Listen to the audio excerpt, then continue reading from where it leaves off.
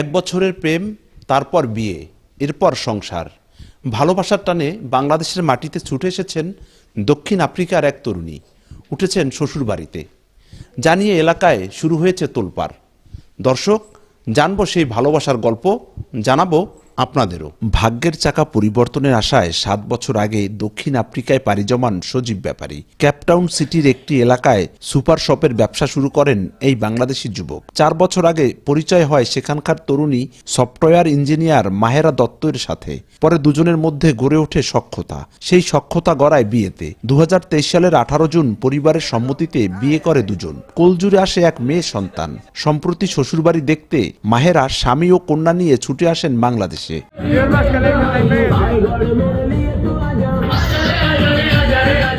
দেশে আসলে সজীব ও মাহেরার বিবাহোত্তর অনুষ্ঠানের আয়োজন করে পরিবার। গায়ে হলুদ থেকে শুরু করে বৌভাত, ছিল সব ধরনের আচার আয়োজন। এই আনন্দঘন পরিবেশ দেখে মুগ্ধ দক্ষিণ আফ্রিকার তরুণী। জানান বাংলাদেশ ও এই দেশের মানুষের প্রতি ভালো লাগার কথা। এদিকে সজীবের পরিবারও খুশি বিদেশি এমন পুত্রবধূ পেয়ে। Sajib is a very good man, very good. He supports me and he also loves me, and he's a very good father, most important, very good father. আমরা একদিন শপিং মলে দেখা হয়েছে, এখান থেকে এই কথাবার্তা, এর থেকে একজন আরেকজনকে ভালো লাগা, এরপরে বিয়ে।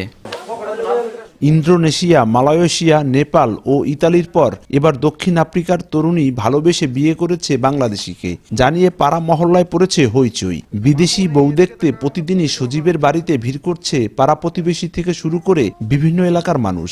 আমাদের খুব ভালোবাসে, আমাদেরকে খুব কেয়ার করে, আমাদের সাথে মেশে।